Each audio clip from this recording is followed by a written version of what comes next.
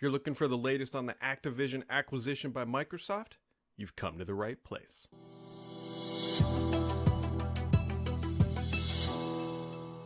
Ooh, things are getting spicy.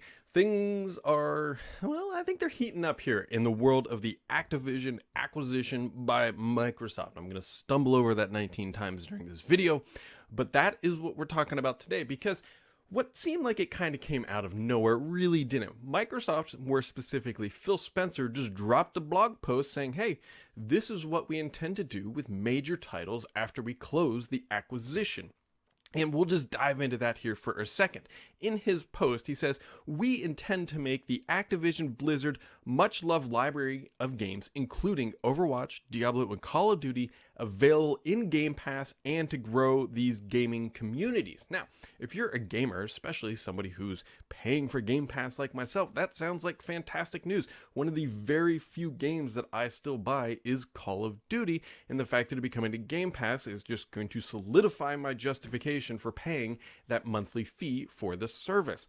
Now, why is this just sort of coming out of nowhere? And you're like, Brad, but we would expect this. Well, what we have also learned today is that the UK Gaming Authority is going to be taking a closer look here. They've done like a high level look and they say, look, this might have pretty substantial impact on the UK. And there's also other pressure from other regulatory bodies. You got to remember, this is not just your average acquisition. This is roughly $70 billion that Microsoft is spending and snatching a lot of IP off the table.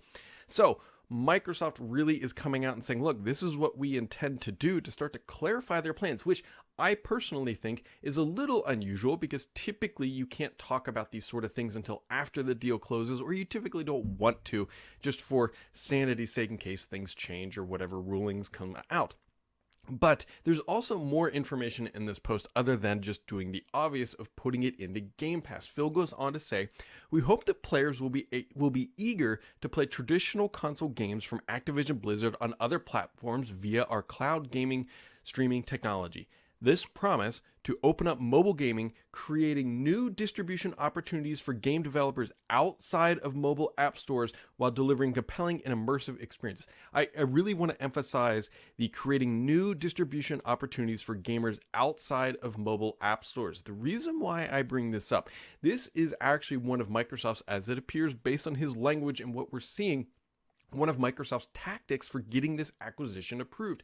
They're saying, look, Apple has a monopoly on their App Store. Google pretty much has a monopoly on their Google Play Store. We believe that by bringing this gaming content in-house through Game Pass, we are actually going to open up new strategies for mobile developers to monetize their applications outside of these restrictive, fenced-in areas that they have traditionally lived. This is actually a pretty interesting approach because if Microsoft is correct in their assumption in that they are able to maintain Game Pass on iOS and Android, which they should be able to do considering now it goes through a browser or some fancy workarounds, this is actually a pretty viable strategy because it effectively becomes a quote-unquote store, or at least a monetized opportunity outside of Apple's App Store, which I think, and very clearly, they are trying to play to the regulators' heartstrings here by going, look, this is one way that maybe we could get back at working around or pushing Apple and Google to open up their platforms, either directly or indirectly through this Game Pass modeling or this cloud streaming technology that Microsoft has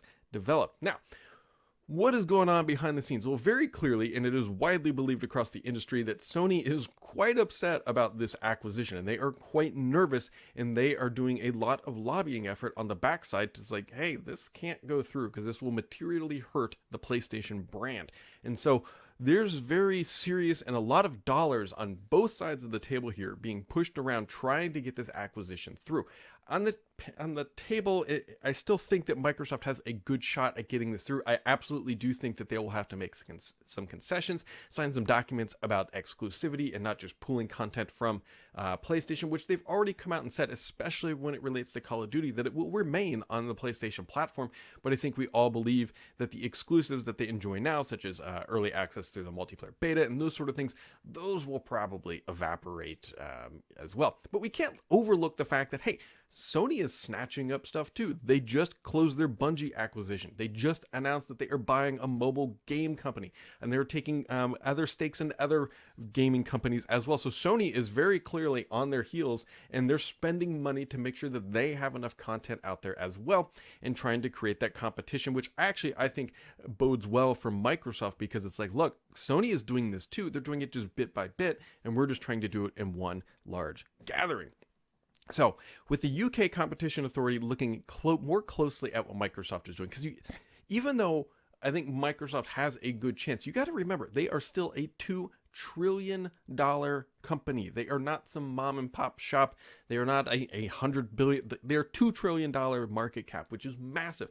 They have a massive empire, and Microsoft has to move carefully, because that regulatory body, regardless of what country it is, can still impact them in very significant ways. And so with the UK Competition Authority looking down on them, and they haven't really cleared anything else. I think there was like one Middle Eastern country that approved the acquisition, but they've got to get through the big ones. They've got to get through China, they've got to get through the United States, and they've got to get through the EU. Those are the big ones that Microsoft has to cross and has to work through. And anybody thinking that this was going to close up soon is mistaken. People were thinking, it'll close this fall. Things are moving well. Sony can do Bungie in 6 months. Well, Sony buying Bungie was not a $70 billion transaction. They're still saying 2023. I still believe that they're targeting closing this acquisition by June 30th of 2023, which is the end of Microsoft's fiscal year. That is the target. But there are massive caveats here of getting through these regulatory bodies, because the US and the EU and China are all going to have their own little flavors here on what can and cannot happen. And so Microsoft is going to be juggling those balls. The post that Phil put out came out, it dropped at about, I believe, 8 a.m.'s time. So it dropped really early, at least for anybody in the United States. I'll link to it down in the description. It's definitely worth a read, but primarily he drills down on a couple things, that things are coming to Game Pass. It's going to be better for the consumer. It's also going to be better for the developer, but there's not a lot of meat and potatoes, such as, hey, every single game is dropping day one on Game Pass. That was not mentioned, but I think a lot of us think that more than likely would be a thing, like a Call of Duty day one, Game Pass day one sort of thing. Also, let's say they close on June 30th. I would not expect July 1st all these titles to just show up in Game Pass. Remember, it still takes some work. There still has to be some back-end finagling, if you will, especially on the PC side, to get these things into Game Pass. Either way, this is a little bit more drama into the world of the Activision acquisition and Blizzard stuff that is going on through. Sony's got their bent. Microsoft very clearly has theirs. We're starting to see a little bit more, not just better for gamers, but also better for developers, also potentially a mobile play as well. It's really, really interesting to see what else Microsoft is going to have to do to get this acquisition through the process and signed, sealed, and delivered. So there you go, my friends. That is your drama, or I should say this week, and it's a pretty big drop from Microsoft. So if you want to be updated on everything else that is happening in the world of Xbox, make sure to keep it subscribed here, because the only BS on this channel is me.